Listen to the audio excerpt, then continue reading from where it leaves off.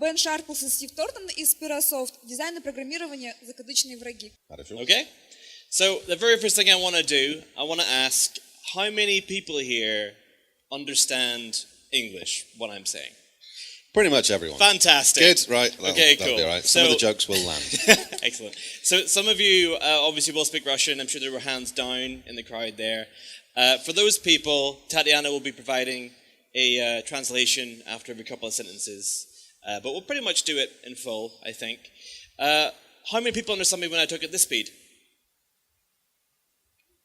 Almost. Okay, good. So I'll talk at this speed. All right. So, first question. Who are we? Who is whom? There we go. So, me first. My name is Stephen Thornton.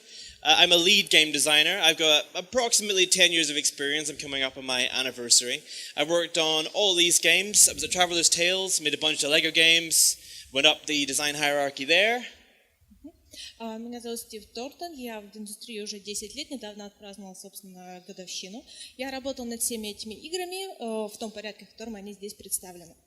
And now both me and Ben have moved to a company called Sperasoft in St. Petersburg.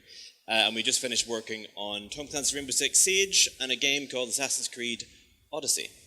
Не так давно я переехал в Санкт-Петербург, чтобы работать в компании Sperasoft. Там мы работали над играми Assassin's Creed, и сейчас работаем над Rainbow Six Siege. So yeah, my name's Bэн Шарплес. I'm the lead technical designer at Sperasoft. I met Steve and started working with him on Lego games as well. And before that, I came through QA working on Driver and a few things. I've worked for about 11 years, so I'm always ahead of you. Slightly older than me. Yeah, okay, remind me of that one. Yeah, I came to Sperasoft shortly after Steve and worked with him on Rainbow Six and Assassin's Creed as well. Меня зовут Бэн Шарплес, я ведущий технический дизайнер компании Sperasoft, мой опыт работы более 11 лет. Со Стивом мы работаем, начиная с серии игр Lego, и в данный момент также вместе работаем в компании Sperasoft над Assassin's Creed Odyssey и Rainbow Six Siege. Cool. So yes, Ben and I have a bit of history. We used to work together at Traveler's Tales, as Ben said, and then we're reunited at Sperasoft again. So we've had a lot of conversations about these topics, but also because we know each other personally, we've had some conversations about how we work together as departments. They've been very honest and open conversations. Ну, собственно, мы знаем друг друга лично уже много лет и снова стали работать вместе в Sperasoft, и у нас огромный опыт и много знаний о работе отдела, который мы представляем. И таким образом мы хотим поделиться этим опытом. Cool. Big thank you today to Tatiana, who is our translator, and I believe lead game designer at Matryoshka Games, yes? Yes, lead game designer and associate producer. Very much thank you for translating this. You're welcome. Yes, thank you. Indeed. Okay, so on to the topic at hand, what we're talking about. So this is design and programming, the best of frenemies. So first of all, does anyone know what a frenemy is? Frenemies. Oh, they do. A few people, okay. Yeah. They don't have microphones, unfortunately, so they can't actually answer. But Ben, do you want to define what a frenemy is to you? So a frenemy is someone, you always tell me I get this wrong, but a frenemy is someone who is a friend, but who doesn't necessarily have the same interests as you, who might work against you, and who you have a difficult relationship with. Or if you're a celebrity, someone who appears to be your enemy, but is actually your friend. Итак, собственно, frenemy, да, это такой человек, который вроде как ваш друг, но у вас могут быть различные и даже противоположные интересы, да, либо он может работать, да, что-то делать противоположно вашим интересам, тем не менее вы работаете на одну цель. Apologies, Tatiana, we're not making this easy. Okay, on to the actual topic. So, in the context of what we're talking about, design represent the vision holder of the game. aka design are the department that decides what the game is going to be, that makes the plan, that decides the vision of the game. They are essentially the game's content driver and leader. Собственно, в контексте данного доклада геймдизайнер, речь о геймдизайнере будет как о человеке, который несет в себе видение развития игры. Тот человек, который определяет путь развития, его контентную составляющую и, собственно, механики, которой он будет наполнен. Meanwhile, programming and engineering actually make everything work. So while design are in the clouds coming up with fun ideas, engineers actually have to put things together and make things function on machines. Ну, собственно, программисты — это люди, которые заставляют вещи работать, в то время как геймдизайнеры витают в своих облаках. Они должны взять их восхитительные идеи и заставить их работать на компьютере. So in reductive terms, in a simple way, you might say that a game starts with the design and eventually it ends with programming.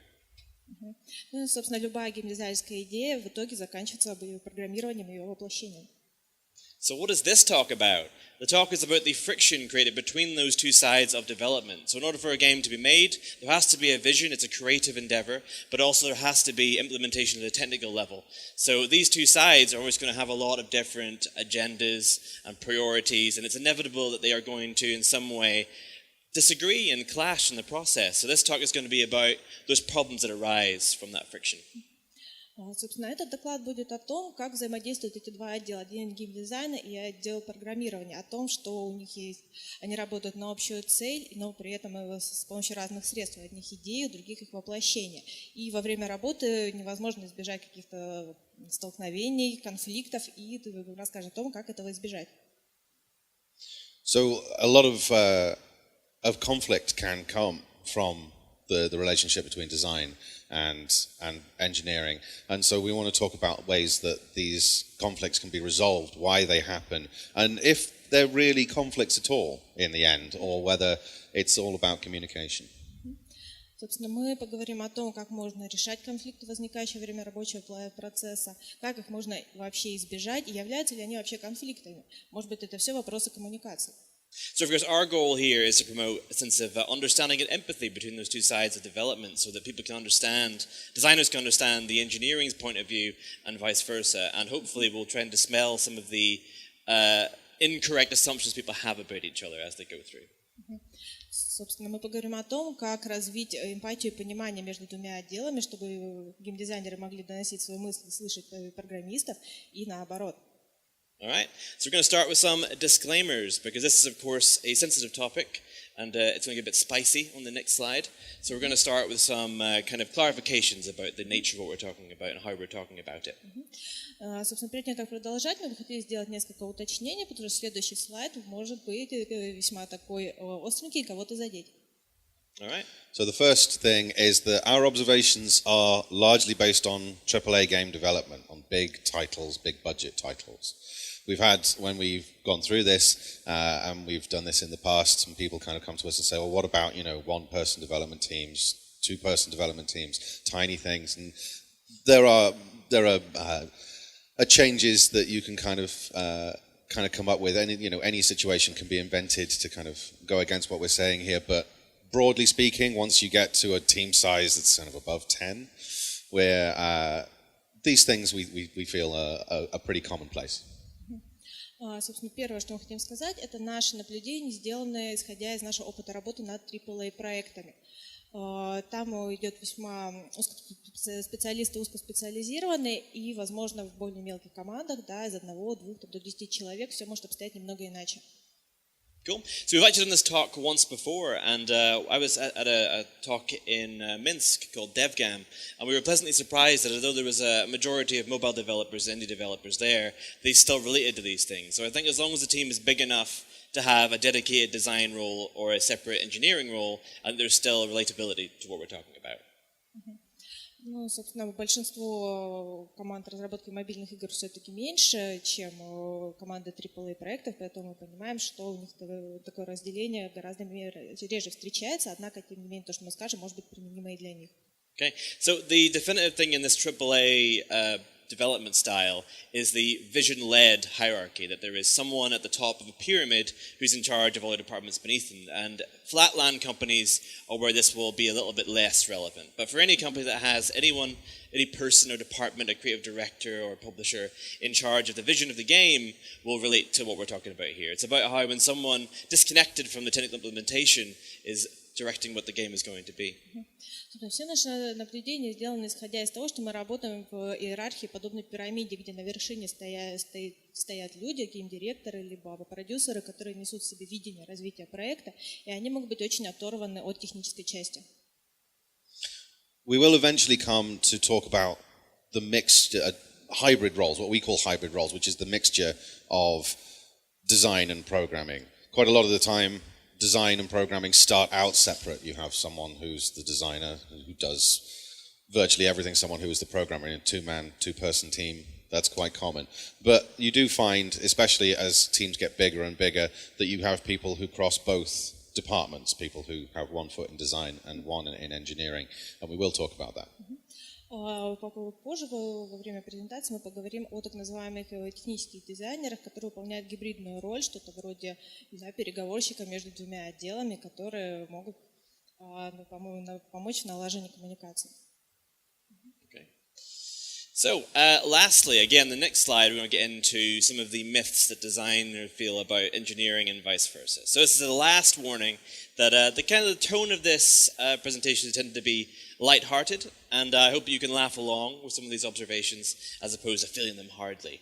It is, of course, hard to build a comedic rapport with the stop-and-start translation method, but just a pre-warning that although some of this will talk about stereotypes, we're not implying that they are true. Obviously, nobody's in a little box. However, I do think that we put each other in boxes, and hopefully these kind of topics will feel relatable to you. It's the kind of thing people say down at the pub after the shift at work when they complain about the other departments. And I think it's important to be open and address them and try and solve those problems. So, again, these things aren't necessarily true, but I hope that you recognize them and relate to them yourselves.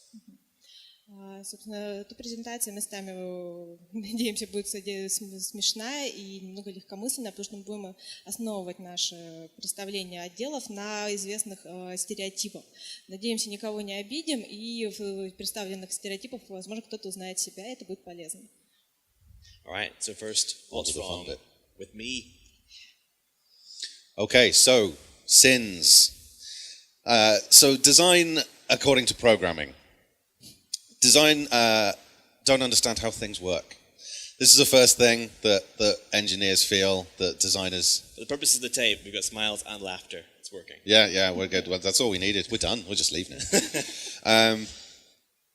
Design not understanding how things work is a big thing when you're an engineer. You just sort of ask for something out of the blue, and they don't understand the impact of what they're asking for. They don't understand how it affects the code base, whether the code base is even capable of supporting it. They don't consider how much that's going to cost in terms of time, in terms of manpower, sometimes simply in terms of actual money. They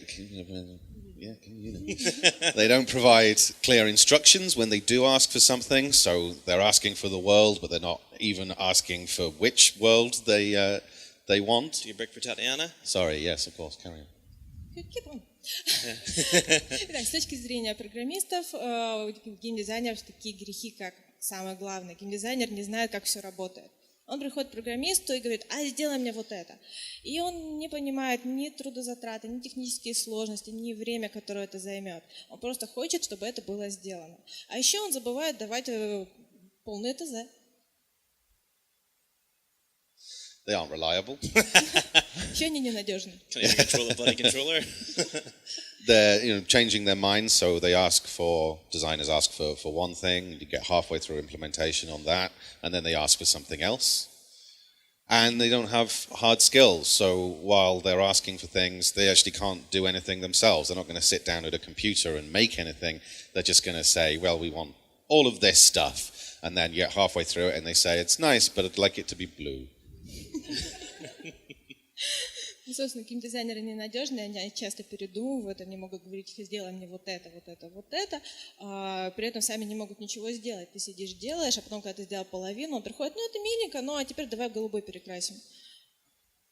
I was in a talk earlier, actually, and my girlfriend was translating it to me, and there was a Russian meme referenced a designer, it's a cat, got paws, can't do anything. So Sounds about yeah, right. I guess we agree. All right, but, I mean, designers have their own complaints about the engineering department. What's wrong with them? So I'm a designer, I come to a programmer, and I'm constantly under the impression that they're exaggerating how difficult something is so they don't have to do it. I feel like they are letting their opinion of an idea, their personal investment in the work, affect their actual evaluations they're giving me for how realistic it is to do. С точки зрения программистов, с точки зрения геймдизайнеров, программисты тоже грешны. Они зачастую завышают оценку задач, которые им дают, а также позволяют личному мнению влиять на, собственно, фидбэк и адекватный ответ, можно ли это сделать. So basically, I'm under the impression that I'm the visionary here. I want to change the world, and no one else is following me in this journey. No one else cares about this game as much as I do. They're just punching the clock, and they don't really appreciate what we're trying to create here. And all their evaluations are based on that laziness, let's say. Собственно, да, я тут геймдизайнер, я вижу, как это должно работать, я двигаю игру вперед моими прекрасными идеями, а вот сидит человек, который этого не ценит и говорит, что это невозможно. Most engineers in this room, I think. But aren't we mean to each other is the point of this, really. So I'm going to go now into why people behave in a way that creates these impressions. Ну, собственно, мы поговорим о том, как получается так, что люди создают друг у друга такое впечатление.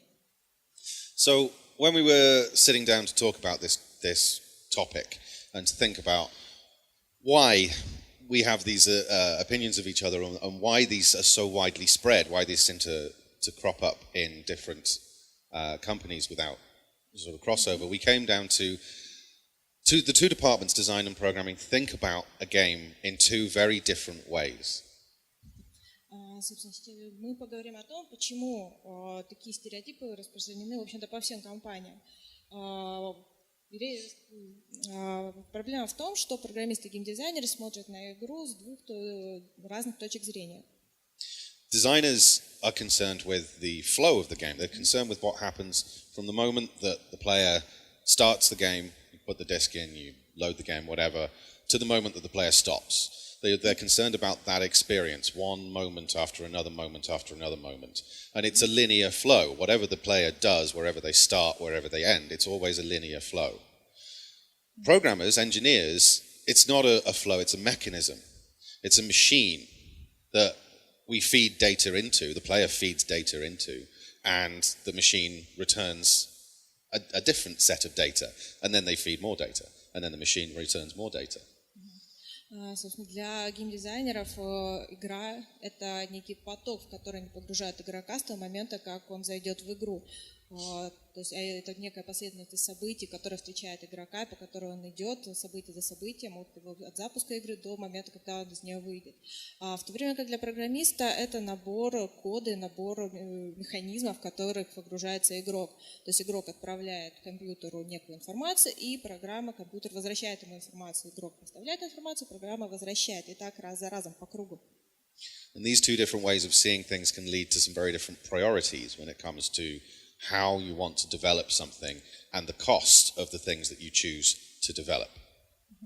И, собственно, эта точка зрения, она определяет приоритеты двух отделов и затраты, которые они готовы понести, чтобы что-то разработать. So, a designer's job is pretty sweet. The ideas person. People say it doesn't exist, but I do it, so it must exist. But they have a responsibility to the team, which is to communicate that idea, that vision to them, and give them all the information they need to make it happen for the designer. Ну, работа геймдизайнера поначалу кажется достаточно несложной. Да? У меня есть видение, как что-то должно работать, значит, оно так должно работать, сделайте мне это. Однако все сложнее. Геймдизайнер должен объяснить, донести свое видение и дать всю необходимую информацию, чтобы это стало реальностью, чтобы это смогли разработать. Designers, unfortunately, do not always fulfill that responsibility because it's hard. There's a lot of mistakes that can arise while doing a design. To think through an idea in its entirety is a learned skill. And even as good as you get at it, no matter how experienced you get, you're always going to miss some things due to human error. И, собственно, работа геймдизайнера как раз все это донести. И чем опытнее геймдизайнер, да, тем более детальное техническое задание он может дать, но тем не менее всегда будут какие-то упущения, невозможно покрыть все кейсы. So what can go wrong? I often use the example of a dog digging up a bone. That says a designer, that is my vision. I want a dog to dig up a bone. So in order to request that from a team, first thing I have to do is break that down into all the assets that are required of a dog digging up a bone. So, for example, I sometimes ask us to the room, but without a spare microphone, I'm just going to do it solo. Ben, feel free to jump in if I miss anything. I will. Yeah. Do you want to translate that bit and then I'll move on? Yeah. Так, что может пойти не так? Я проиллюстрирую работу геймдизайнера на примере простой сцены, как собака выкапывает кость. То есть, что должен передать и продумать геймдизайнер, чтобы программисты могли сделать это, в общем-то, несложную сцену. All right. So you need the dog character model. You need to specify what kind of dog that is, what size it is, what scale it is. the bone. What kind of bone is it? Again, what size is it? You need the animation of entering to dig up the bone, succeeding to dig up the bone. Perhaps you need a fail animation.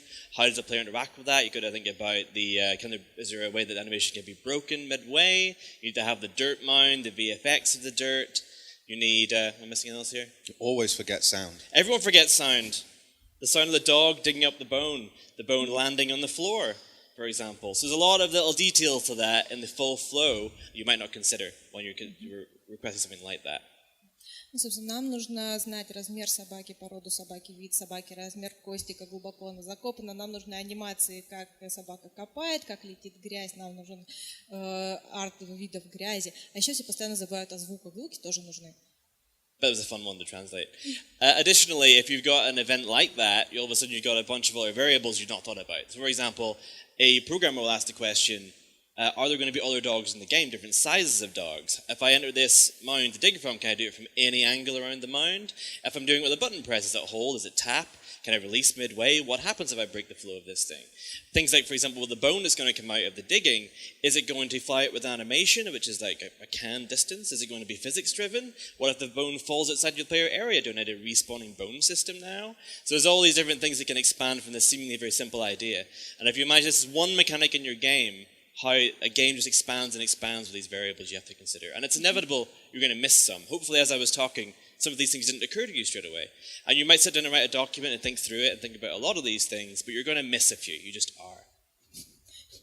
И вот прихожу с этим описанием к программисту, он задает мне встречные вопросы. Да, может ли собака подойти к яме с косточкой под любым углом? Как быстро она может катать? А если она выкопала косточку, она будет вылетать наверх? Какая будет анимация, как далеко она может улететь? Что будет, если кость улетит вне зоны действия игрока? Может ли она, например, что будет, если игрок прекратит действие, например, прекратит нажимать на кнопку? И все эти вопросы раздувают техническое задание, потому что они все были не учтены, хотя это вроде бы очень простая сцена. И вы никогда не учтете все. That was pretty fast. I'll slow it down a notch. I'll slow it down a notch. So a designer, though, might not think to themselves that these things aren't difficult to think of. They might say, for example, well, of course, it's like classic cartoon bone with the two knobs on the end. I bet you see in all the cartoons. That is an assumption that I have made, and I might give that to a programmer and just say, well, why didn't you just... It was obvious. Why didn't you do it that way? I thought it was obvious. Ну, собственно, геймдизайнер получает такие вопросы, он может подумать, это же очевидно, кость, это обычная кость, как мультиках, с двумя такими выпуклыми уголками с каждой стороны. Это же очевидно. A common frustration that designers put onto the team is, why didn't you just use common sense to fill in that gap that I left for you? So why wouldn't a non-designer, a technical department, an animator, an artist just use their common sense to solve the problem by assumption? And the short answer is because assumption is a risk. Steve's example there of the dog digging up a bone is a great example of the different ways that the departments see the game and the development of the game.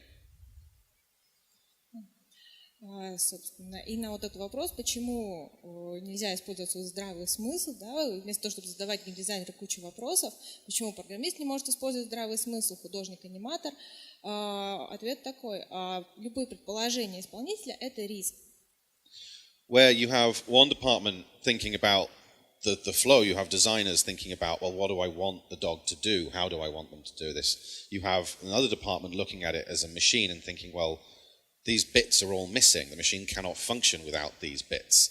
But it's very easy when you're looking at all the bits to lose sight of the flow through.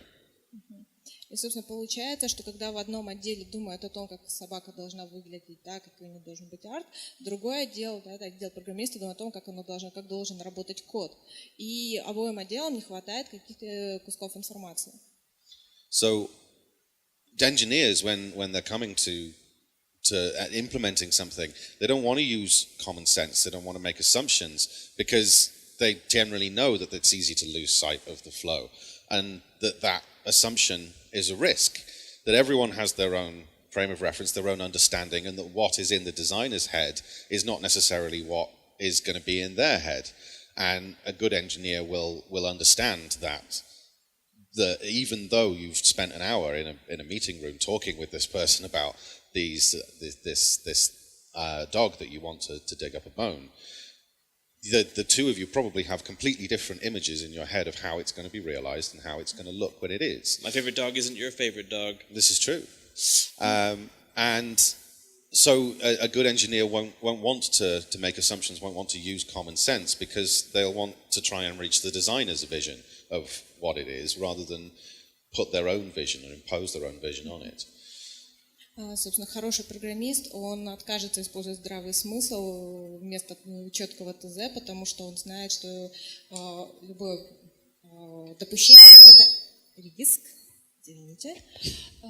Допущение – это риски. Он предпочтет иметь в своем ТЗ видение геймдизайнера, потому что можно провести много часов, да, в конференц-зале, обсуждая эту собаку и кость, и в итоге разойтись все равно, представляя в своей голове свою абсолютно разных собак, да, свою любимую собаку, а не ту, которую хочет от вас геймдизайнер.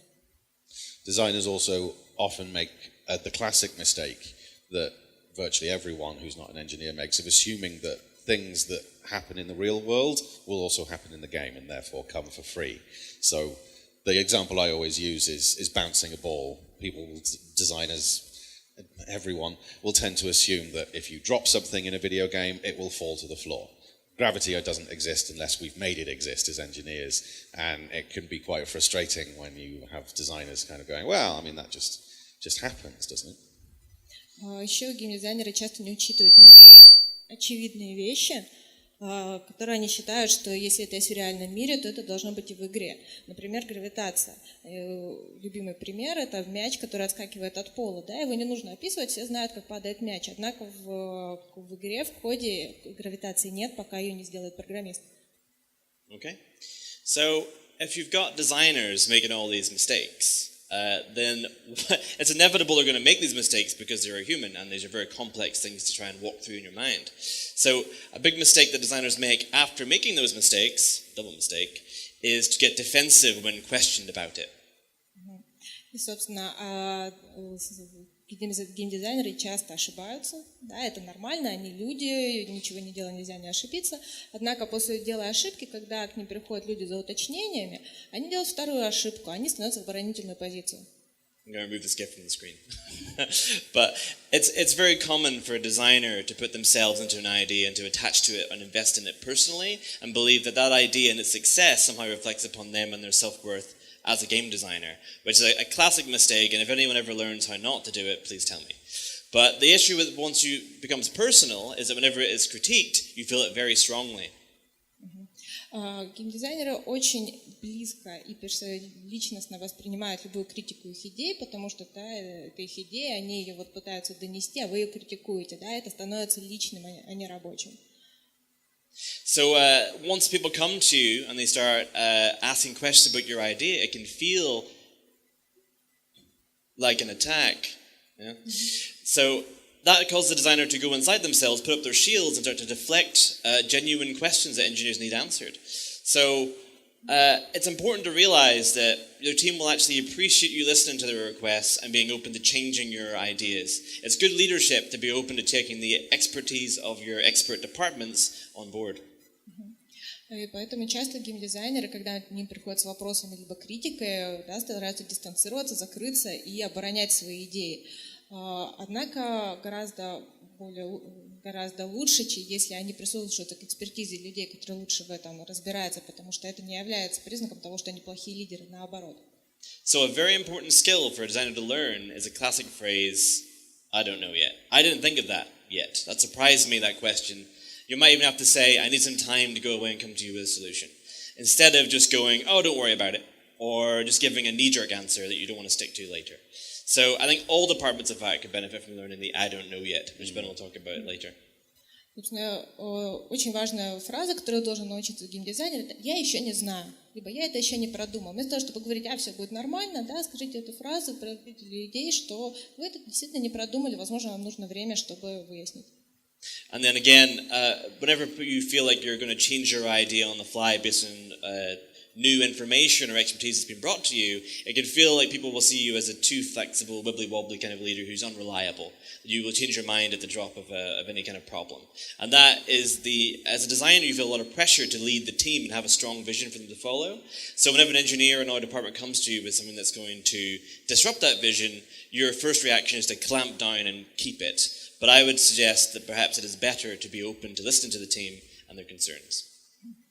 Может показаться, что если вы будете прислушиваться к мнению экспертов из других отделов и менять свое мнение, это вас перестанет воспринимать как сильного лидера, который может донести свое видение фичи, да, что вы таки передумываетесь туда, передумали сюда. Однако зачастую именно гибкость вызывает уважение у команды. So that's what a designer is feeling during these discussions when the critique comes in. But what is the programmer feeling? So engineers, when we're looking at things, we're not necessarily thinking we want to tear an idea down. It's about implementation. It's about how do we build this machine. It's about what components do we need and do we have all of the information that we need. Programmers, engineers, we're detail-oriented by necessity. We have to think about the details because if we don't, the machine doesn't function. Программисты более ориентированы на детали, они им жизненно необходимы, потому что без деталей, тот код, который они построят, тот механизм просто не будет работать. Поэтому они так стремятся все уточнить. Do you anecdote? Which anecdote was this? Was it the next one? The sci-fi one. We're going to the anecdote. Yes, the sci-fi as an example for this, every single detail is important to a programmer because one character in a line of code can break the entire game. So an example of this is there was a report I got last year from a sci-fi shooter that I won't name, it's being recorded, but I think you might have heard of it, wherein there was a character that was found to be wrong by a modder digging into the game's code, and once they changed that one character, the AI reconnected to an existing nav graph they had the entire time but weren't using.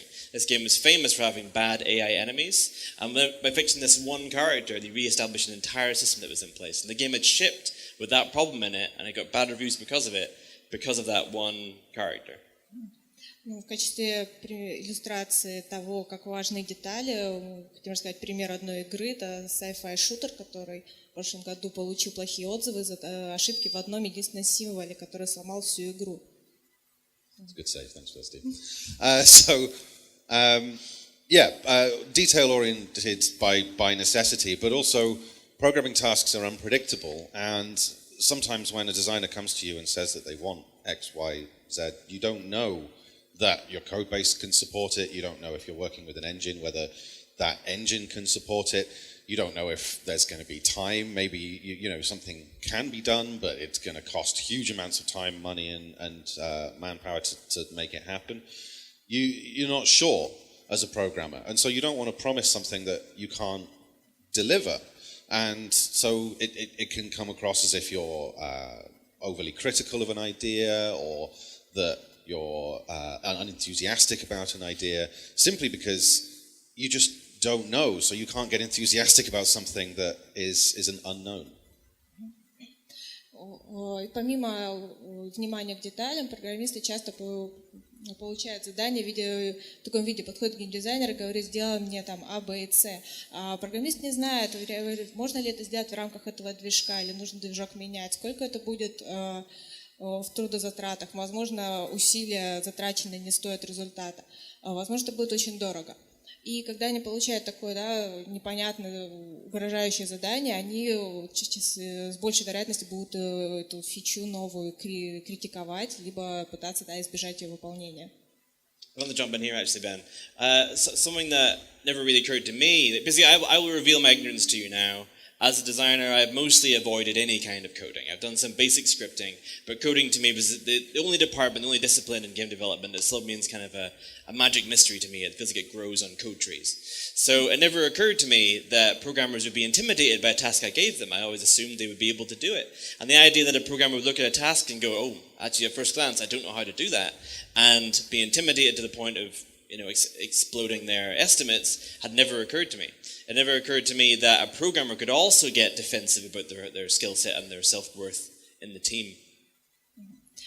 Стив говорит, что он как геймдизайнер избегает любого кода, он только немножко умеет скриптить, и поэтому считает, что программисты могут сделать все, что угодно.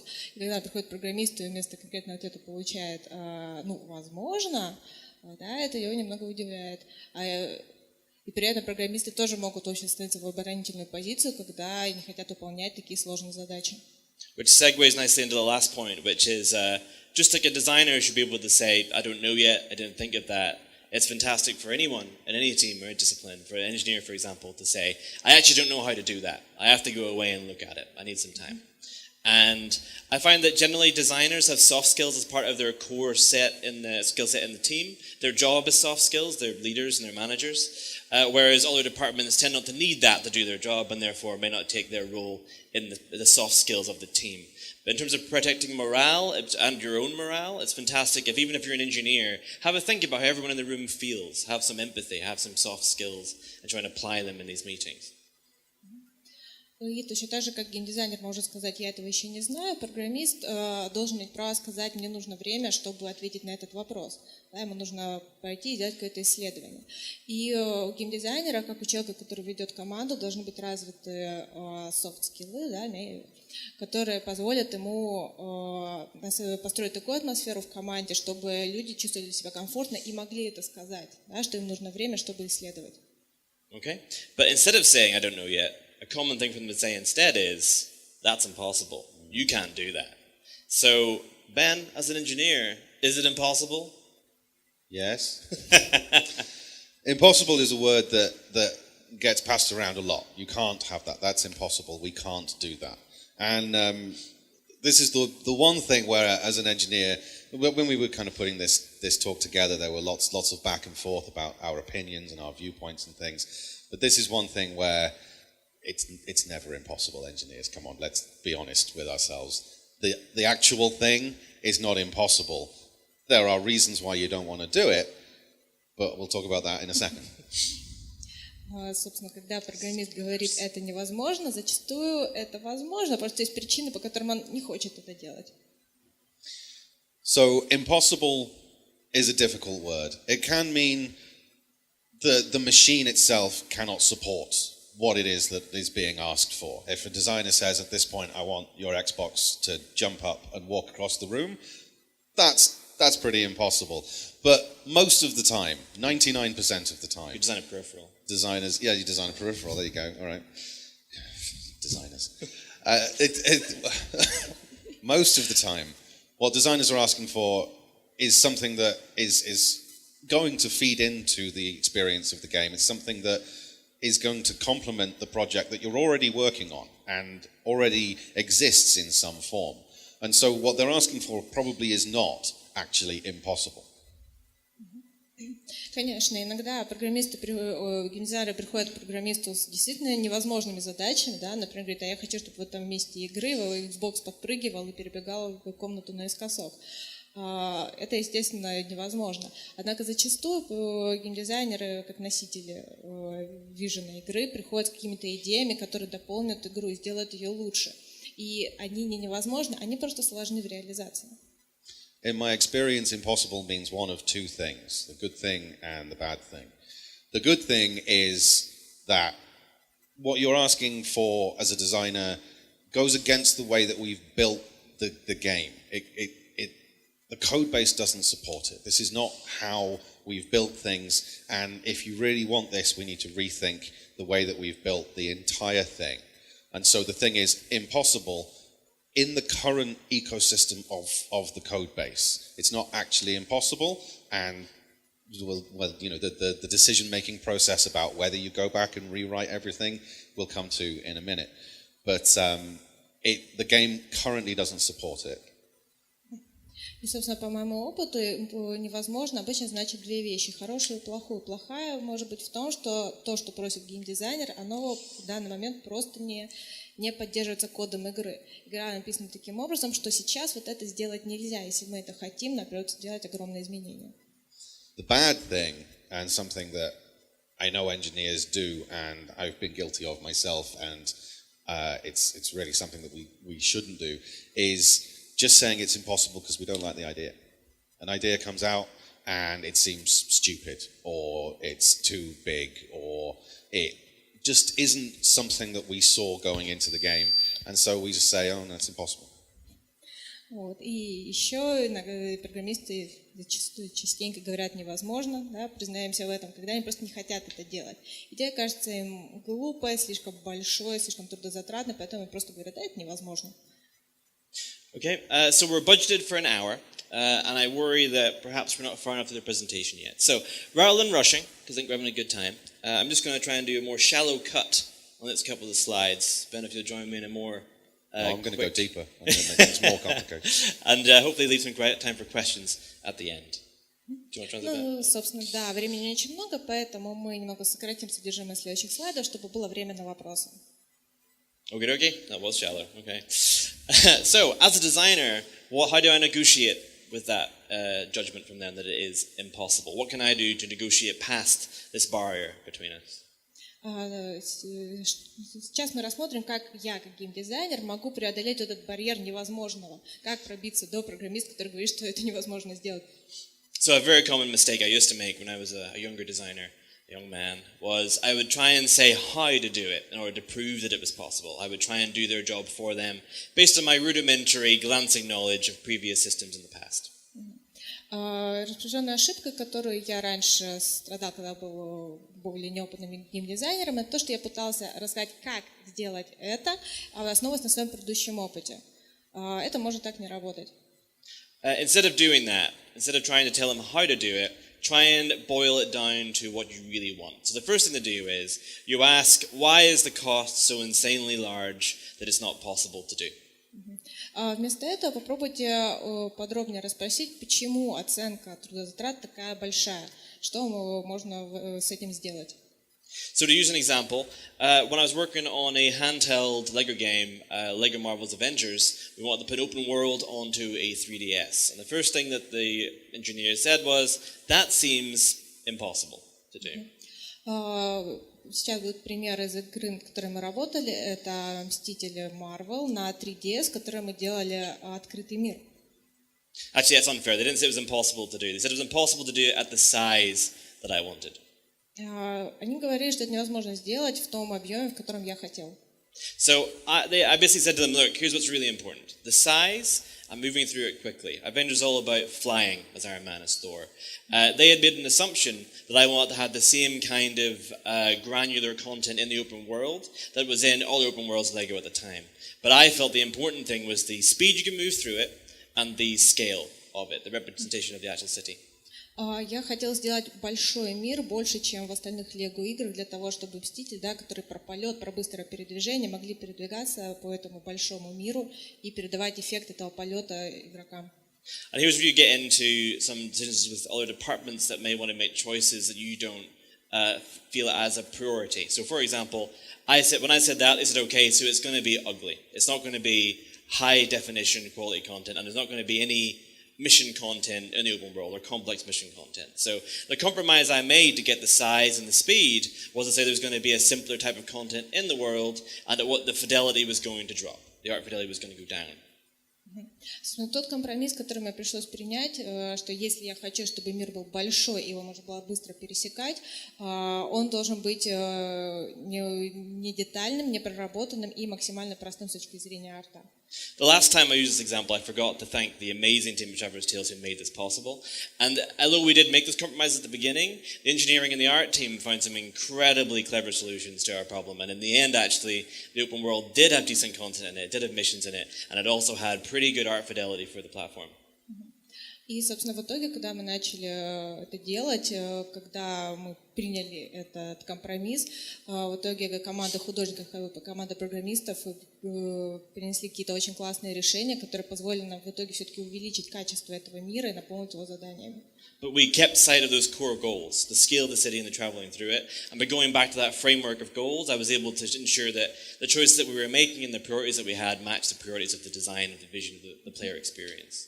Вот, однако в течение всего курса разработки этой фичи мы концентрировались на главных целях. Да, это размер мира и его скорость, и все остальное уже росло вокруг этих двух целей.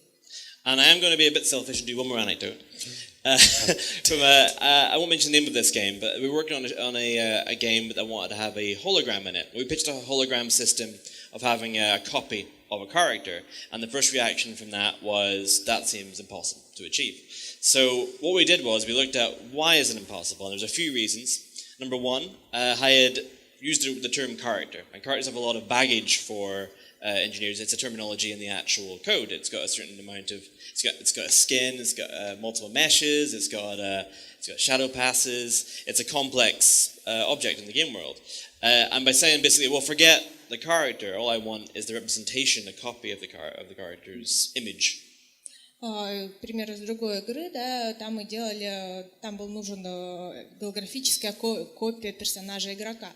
Однако для команды персонаж это, собственно, достаточно сложная тяжеловесная структура, которая включает в себя там анимации, множество полигонов, качественные текстуры. Однако я переформулировал свой запрос, да, мне нужен был не персонаж, мне нужна была болванка, которая бы просто напоминала персонажа. Ben, please do jump in here if I'm embarrassing myself.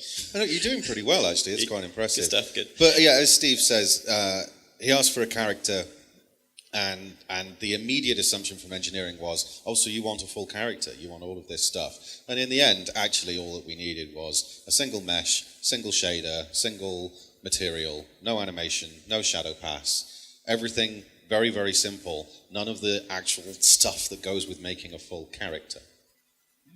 Ну и, собственно, когда команда разработки услышала требование, что им нужна копия персонажа, они себе представили, что им нужна полная копия персонажа со всеми анимациями, со всеми этими сотнями, тысячами полигонов и прочим.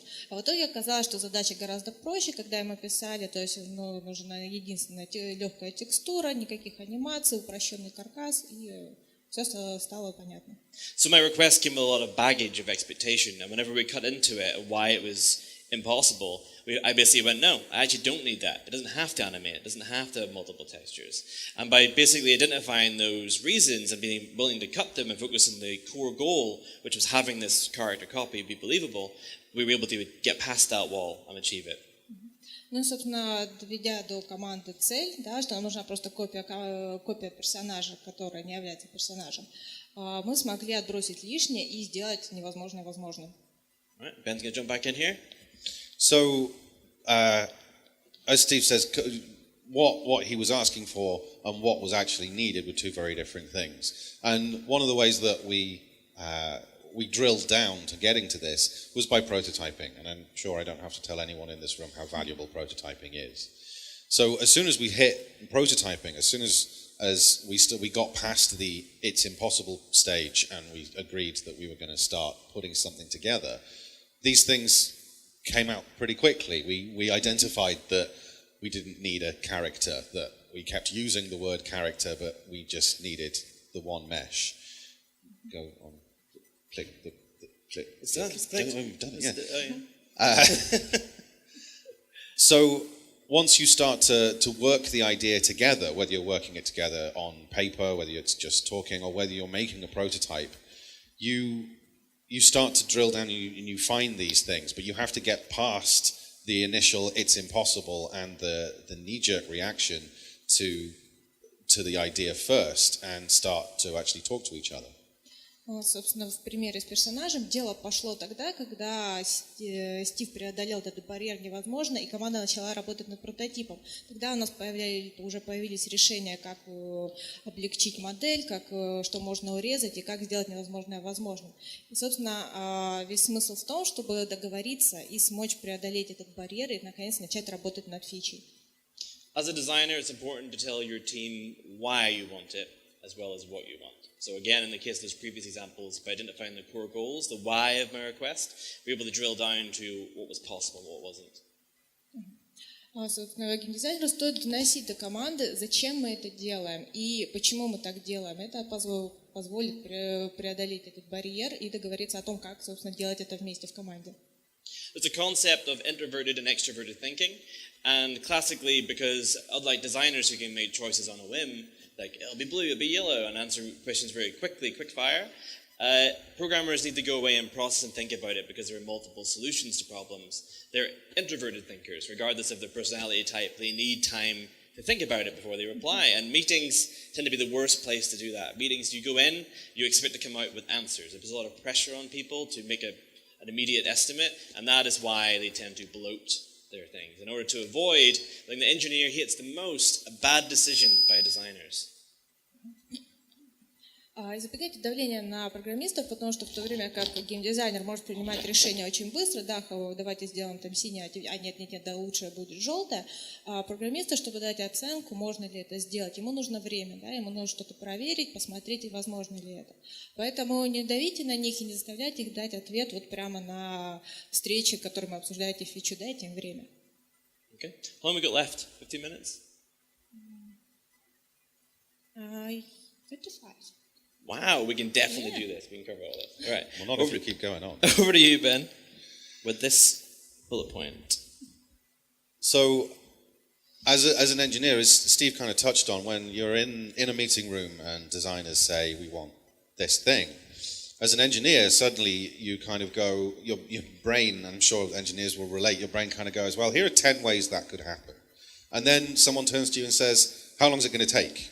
And you're immediately going, well, I don't know, this will take a week, this will take 2 weeks, but it's better than this. And this might take a month, but if we do this, then everything can jump up and down in a nice, exciting way.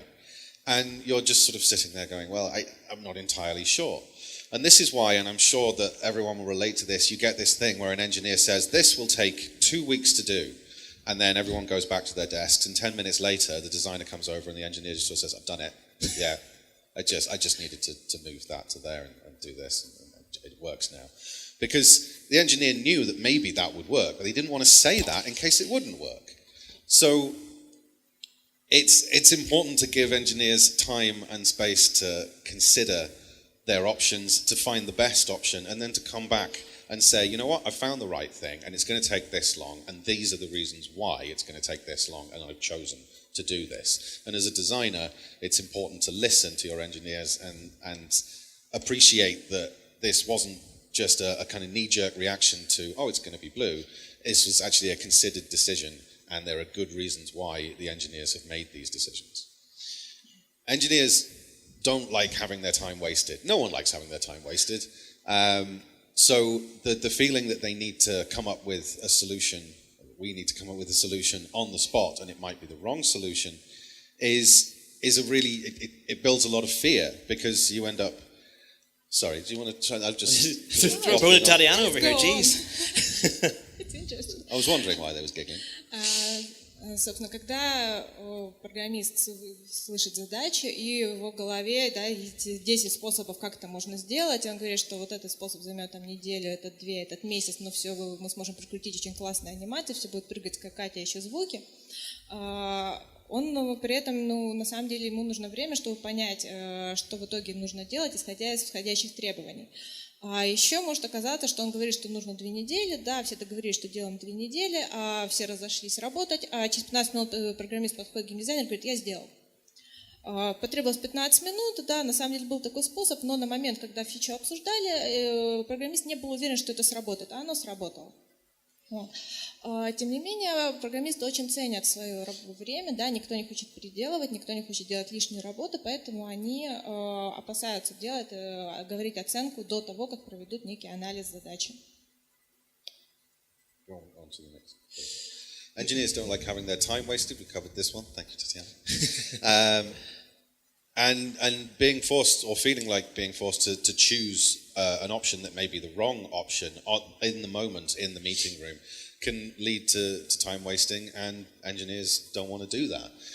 Engineers also don't want to spend their skills on something they don't agree with. This is kind of part of that same bad thing when you say it's impossible because you don't like it.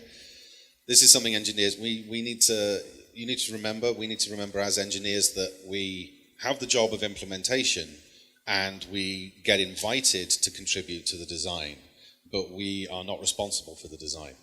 And if we're asked to do something that we feel doesn't serve the game, but it's in the design and it's been approved, we still have to do it. So as engineers, it's difficult sometimes when you're working on something and you just feel like it's a bad decision, but that's the sacrifice that we need to make. Программисты соответственно, не любят, когда они давят прямо во время переговоров, то, что они не могут сказать, какой способ реализации может быть лучше. И когда им пытаются надавить и навязать работу над какими-то плохими решениями, они, естественно, будут включать оборонительную позицию, не желать это делать, потому что они не хотят тратить свои умения на плохие фичи. I'll jump in for a second. I will just say that it is obviously the designer's responsibility to sell it to the team. They should believe in the things you're asking them to do, and that is up to the designer. However, something I've discovered as I've gone along here in the game industry is there aren't any right and wrong answers. Everyone's trying to achieve something different. What is right and wrong in a game, what is the most fun, the best for gameplay, and all those generic terms is subjective. People have different cups of tea, they've got different likes and dislikes. Some people hate Gears of War, they hate Mario. Imagine if you were working on Gears of War or Call of Duty and you spent the entire time going, I hate this, you know. You're in the context, your opinion isn't relevant because the game is trying to do something that you don't like. So you're never going to be satisfied with the requests that you're given. And sometimes engineers, team members can't choose what project they work on, and therefore their opinions won't be compatible with the vision of the game. So what's important again is to go back to the core goals of the game. What does the game need, not what do you like? Собственно, я забыла сказать, что геймдизайнер, как носитель вижена, должен подавать команде, продвигать свое видение игры и фичей, которые они делают. И важно помнить и держать в уме во время разработки проекта то, что вы делаете, не то, что вам нравится, да, а то, что нужно проекту, то, что его привнесет вам что-то новое, разовьет его. И эти фичи могут не нравиться вам, либо вашей команде, однако сделать это нужно. The last point on this little section is a very simple one. No one wants to do overtime. Again, I'm sure I don't need to tell anyone about the culture of crunch and how toxic it is in the industry and how much the industry really needs to work to avoid this kind of thing. But as an engineer, I think it's difficult sometimes because other departments forget that if a department is working, then engineering is working. If design is working, engineering is working. If sound is working, if art, animation, none of this stuff can go into the game and function unless engineers are working. And yes, we have engines and we have tool sets and we have pipelines and we have all of these things that we invent in order to try and make it so that coders don't have to be responsible for implementing everything all the time. But it doesn't always work, and sometimes it's buggy, sometimes the design changes and the tool set doesn't support it, sometimes this, that, or the other. It doesn't matter. Engineering is working if any other department is working, and it's easy for other departments to forget. And then afterwards also. And then afterwards also, because after designers have finished their work and they're off down the pub, content complete. QA are doing their job and the engineers are fixing things. Ну и, собственно, последний пункт, который хотела здесь раскрыть, это переработки. Да, в гейм-индустрии сложилось некий культ кранча, когда все перерабатывают и работают овертайм, однако не все это любят. И как отдел программирования, они зависимы от других отделов. Да? Если работают геймдизайнеры, работают программисты. Если поставляется арт, программисты его вставляют, музыка, анимация, вот это все, это, без программистов это не попадет в игру. Да, конечно, есть какие-то тулзы и механизмы, которые позволят облегчить труд программистов, однако полностью этого нельзя избежать. И в тот момент, когда там геймдизайнеры и художники заканчивают свою работу, да, сдали контент и пошли пить в бар, то тестировщики сидят, тестируют, поставляют программистам баги, которые те вынуждены чинить. Okay, so now it's time for my little speech. So, overtime is a serious problem in the game industry, and I think that game designers, as the vision holders and content creators who generate the tasks for the departments and push the tasks onto them and try to get past that impossible wall, don't always take responsibility for their role in creating the workload that can lead to crunch. Собственно, да, переработки – это большая проблема в гейм-индустрии, и геймдизайнеры должны нести ответственность за те фичи, которые для них делают их художники и программисты, потому что раз они уже пробились через эту стену невозможно, да, они начали это делать, они должны следить за тем, чтобы коллектив не перерабатывал. Okay. There is a layer between you and the team, the production layer, the PMs, the project managers, whatever. And it's easy to go, that's the department that controls the workload of the team. They're the ones that check that no one's got too much on their plate, and they're responsible for the overtime and the schedules. But I think when you examine it, that's just not true. If you find yourself pushing tasks onto a team or team member that you know is going to do overtime in order to achieve it, then it is your responsibility as the designer to not allow that to happen. If you go to someone's desk, you give them a task on Friday and they say it'll be done by Monday, then you can probably ascertain that they intend to work late that day or on the weekend. Don't allow that to happen. Make your team know that you as a leader are categorically opposed to crunch and overtime. Вам может показаться, что это не так, что их переработки от вас не зависят, потому что есть люди, которые сидят за рабочим процессом, да, всякие проект-менеджеры, продюсеры, однако это не так. Когда мы начинаем работать над фичой, ставим людям задачу, и если мы видим, что эта задача поставлена, да, там, в пятницу вечером, очевидно, что этот человек не успеет ее сделать к понедельнику, если вы поставите дедлайн туда. Поэтому нужно думать о своих сотрудниках и явно заявить им о том, что вы против переработок, и избегать этого всячески. Junior designer, mid-level designer, lead-level designer, whatever your design role is, you are a leader in the team. You're a morale captain. You're responsible for the team's well-being, and you should take responsibility for it. Don't offset it on the other departments that appear to be in charge of the schedule. Take responsibility for the scope that you were creating for the team to achieve. Независимо от вашей роли, да, какой вы геймдизайнер, middle, старший, либо вообще либо level дизайнер, несите ответственность за те задачи, которые вы ставите, и не перекладывайте ответственность на других сотрудников, PM или продюсеров. Вы отвечаете за фичу и команду, которая ее воплощает. It's unsurprising that a team or a department like engineering won't give you clear, true estimates if they give you one that is too low or say yes to an idea that they believe might be risky, might push them into being away from their family and their children. It is no surprise that if that pressure is on them, the decision making that they are making for you isn't genuine anymore. You've put them in a situation where they've got an emotional, personal investment in the outcome. If you actually make it clear that your team will not go past the boundaries of the days they are working, I think you'll find people are much more likely to give you true, genuine estimates. Если вы будете постоянно требовать от людей оверворки, они, скорее всего, будут давать вам искаженные эстимейты, потому что никто не хочет, да, оставаться после работы. Если они скажут, что это может быть там сделано в течение сегодняшнего дня, но есть и риски. Тем не менее, геймдизайнер, скорее всего, попросит сделать это сегодня, к вечеру. И никто не хочет, собственно, попасть на эти риски и сидеть вечером на работе, вместо того, чтобы провести вечер с семьей, просто потому что они не учли вот эти риски и поставили дедлайн на сегодня. Okay, we're going to absolutely slam through these next couple of slides, keeping it light. All right, so first of all, designer, bit of defense here. Why do designers change their mind? Why are they so unreliable? The first reason is that designers have to iterate like any creative department. It is obvious that whenever they change something, unlike if, for example, you're an artist or an animator, think how many times you try something, it doesn't work, you try something else. When a designer does that, the whole team sees it and they feel it. However, I know you're laughing at the GIF, it's good, isn't it? Interestingly, in the original version, it was the other way around. Anyway, so as a creative person or a department, you're going to make mistakes. Unfortunately, the team is going to see those mistakes, and it is inevitable you're going to change and try different things. Собственно, геймдизайнер, почему геймдизайнеры часто передумывают, да, когда геймдизайнер меняет ТЗ, да, техническое задание, это видят все, да, это меняет работу программистов, художников, аниматоров, однако ошибки неизбежны. Okay, I'm going to mush these next two things together. So, feedback a designer is bringing you may not be from them themselves. They have feedback and iteration of their own. However, they've also got their own bosses. They've got publishers, creative directors, studio owners. So it's often that the feedback from higher up will drip down through the designer, and then they have to sell something to you that they don't necessarily would have pushed for themselves or expected to happen. Собственно, да, помимо итерации в развитии самой фичи, геймдизайнеры еще получают фидбэк от разных отделов, либо от вышестоящих специалистов.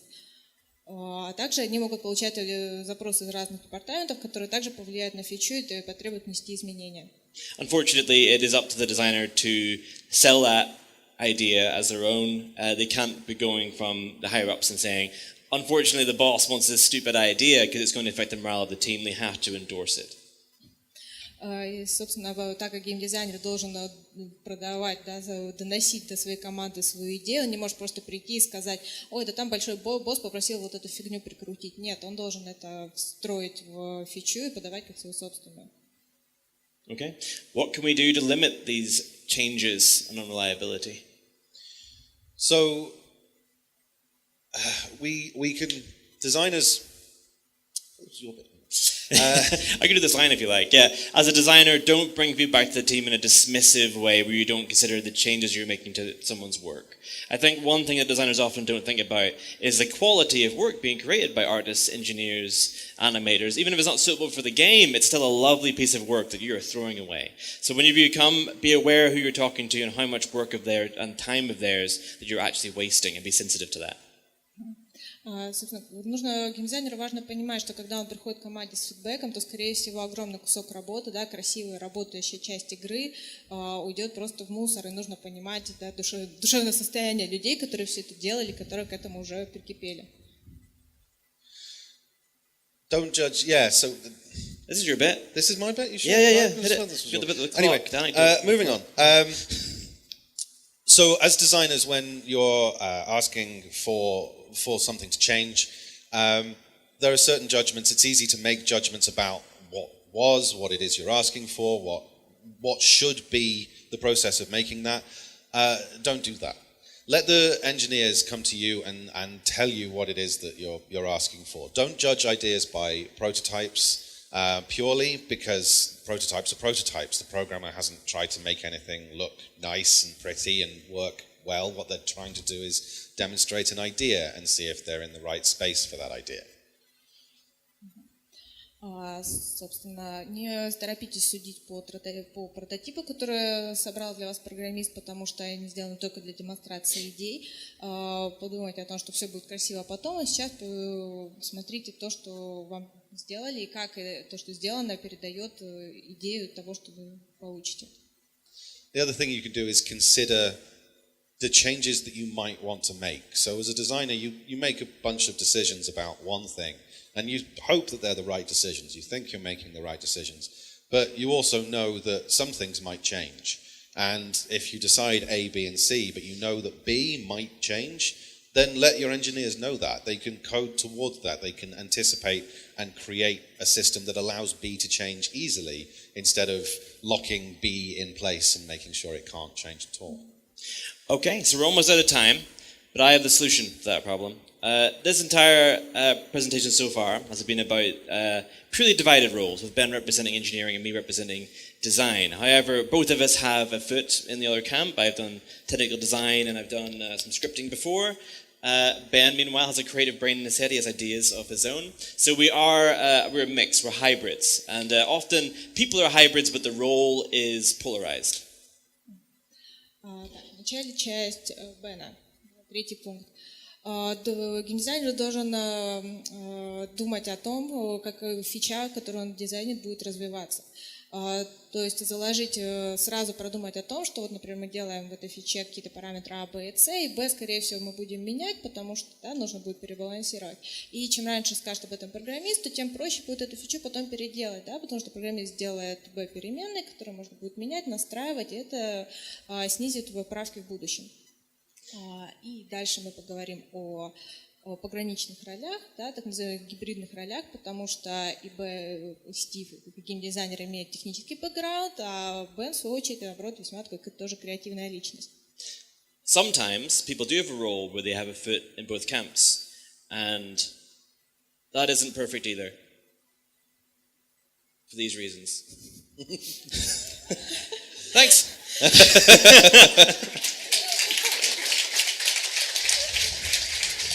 And thank you, Tatiana, as well, for translating. Yeah. Yes.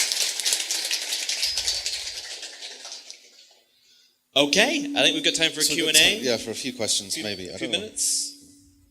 Yes, okay, good. Thank you for the presentation. You've pictured design as some kind of fragile and chaotic characters, and that's good advice for me as a designer. But I want to hear: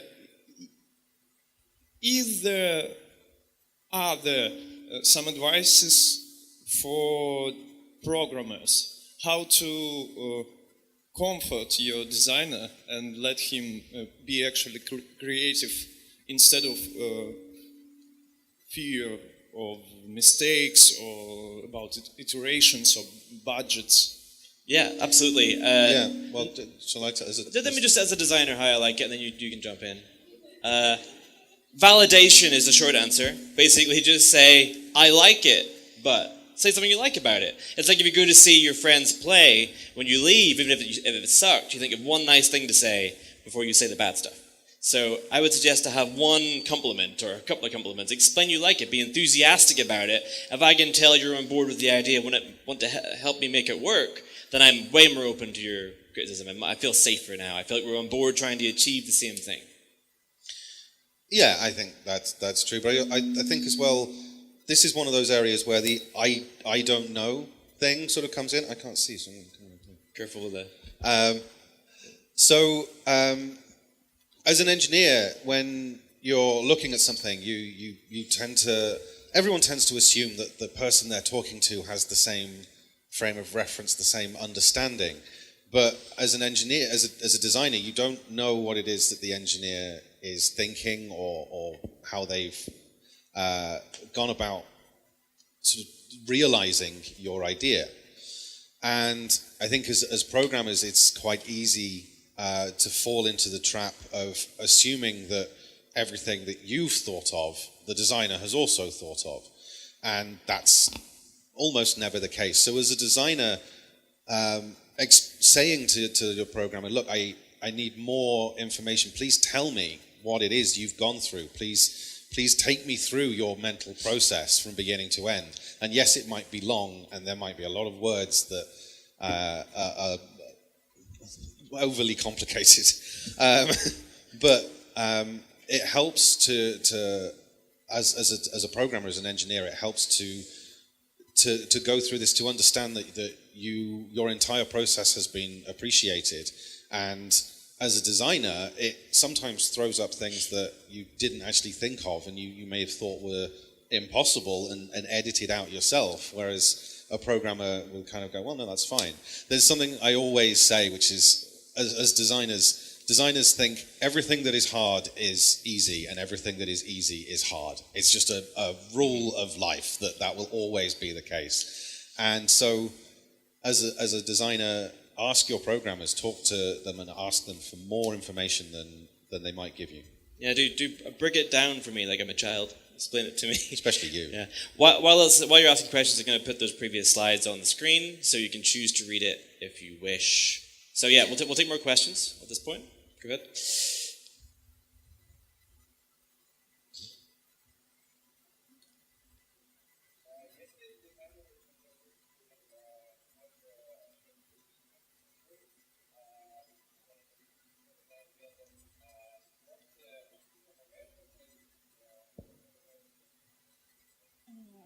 The question is, if a game designer and a programmer have many personal conversations that do not include not only working questions, but conversations, for example, during lunch about politics, sports, etc., will it help to improve communication and delivering ideas?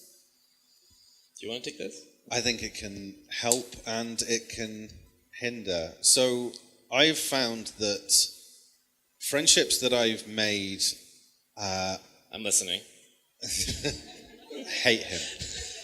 Friendships that I've made at work that were professional relationships that became friendships tend to work quite well. It's easy to keep that honest, open conversation that came with the professional when you move into the friendship.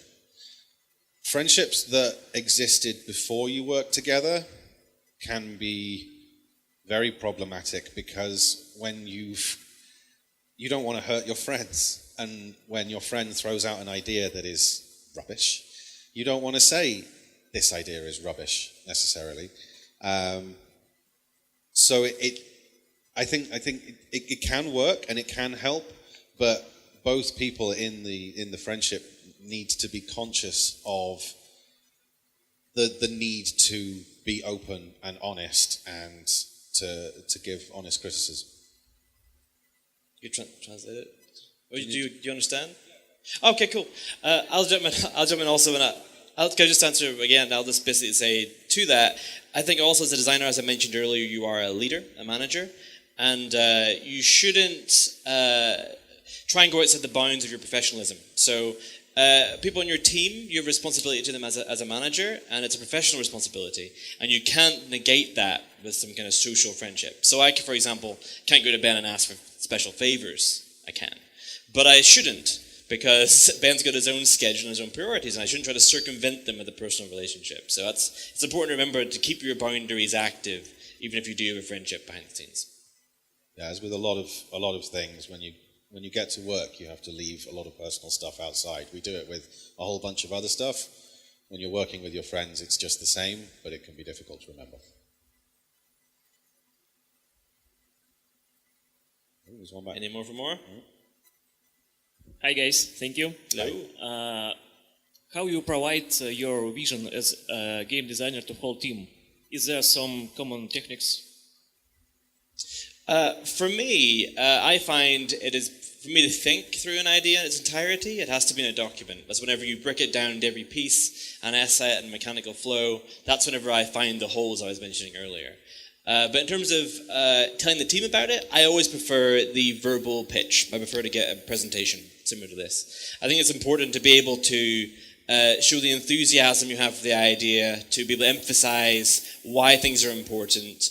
When writing a document, it's often quite dry. You're talking about what you need and not necessarily why you need it. When you add the why on top, a document is very long. So I tend to have a document which is very practical, and then I also try to give it the big sell. I think that designers are always in some way salesmen or saleswomen. And I think that it's really important that people are able to bring people in on their thinking and be able to have a dialogue with them about it. So the verbal presentation allows you to give some face-to-face time to understand you, why you like your idea, how you feel about it, and also to kind of get all people's opinions back to you. So I prefer the verbal method of presenting, if that's what your question was asking. Thanks.